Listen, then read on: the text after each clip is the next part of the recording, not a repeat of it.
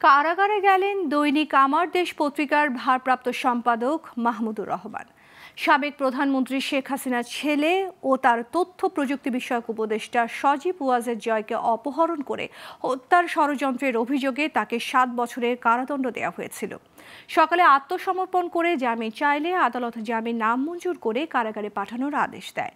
এর আগে আদালত প্রাঙ্গণে মাহমুদুর রহমান বলেন, ফ্যাসিবাদের বিরুদ্ধে লড়তে হলে মেরুদণ্ড সোজা রাখতে হবে। বিস্তারিত আলাউদ্দিন আল আজাদের প্রতিবেদনে। রোববার ঢাকার অতিরিক্ত চিফ মেট্রোপলিটন ম্যাজিস্ট্রেট মাহবুবুল হকের আদালতে সজীব ওয়াজেদ জয়কে অপহরণ করে হত্যার ষড়যন্ত্র মামলায় 7 বছরের দণ্ডপ্রাপ্ত দৈনিক আমার দেশ পত্রিকার ভারপ্রাপ্ত সম্পাদক মাহমুদুর রহমান আত্মসমর্পণ করে জামিন আবেদন করেন। শুনানি শেষে বিচারক জামিন নামঞ্জুর করে কারাগারে পাঠানোর আদেশ দেন।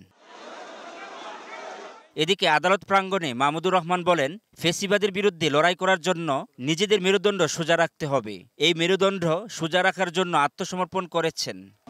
যে ফেসিবাদের বিরুদ্ধে লড়াই করতে গেলে নিজের মেরুদণ্ড সোজা রাখতে হবে এবং মেরুদণ্ড সোজা রাখবার জন্যেই আমি এই সিদ্ধান্ত নিয়েছি যে আইন যেটা আছে বাংলাদেশে সেই আইন অনুযায়ী আমি কার্ডে সারেন্ডার করব এবং আমি লড়াই অব্যাহত রাখবো, যদিও এই মামলা সর্বৈব মিথ্যা এবং একটা উদ্ভট মামলা।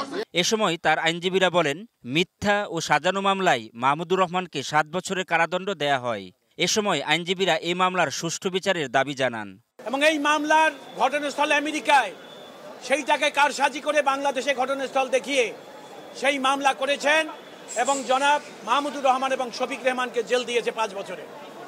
আর একটা সেকশন আছে 120P, যেটা এইডিং সেকশন, মূল অপরাধের সহযোগী অপরাধ, সেটাও তাকে 2 বছর। অর্থাৎ বিচার ব্যবস্থার কোনো নিয়ম নীতিকে তারা তোয়াক্কা করে নাই। পৃথিবীতে এরকম ঘটনা আর একটা নাই। আমরা আশা করব মাননীয় প্রধান বিচারপতি এটা দেখবেন। বিগত বছরে যে পরিমাণ অন্যায় বিচার হয়েছে, এই বিচারকরা যদি এইভাবেই বিচার রায় দিয়েছেন এবং যারা এই সমস্ত অপকর্মের সাথে জড়িত তাদের বিরুদ্ধে ব্যবস্থা নেবেন। 2023 সালের 17 আগস্ট ঢাকার অতিরিক্ত chief metropolitan magistrate Asaduzzaman Noor এই মামলায় মাহমুদুর রহমানকে 7 বছরের কারাদণ্ড দিয়েছিলেন। আলাউদ্দিন আল আজাদ, গ্লোবাল টেলিভিশন, ঢাকা।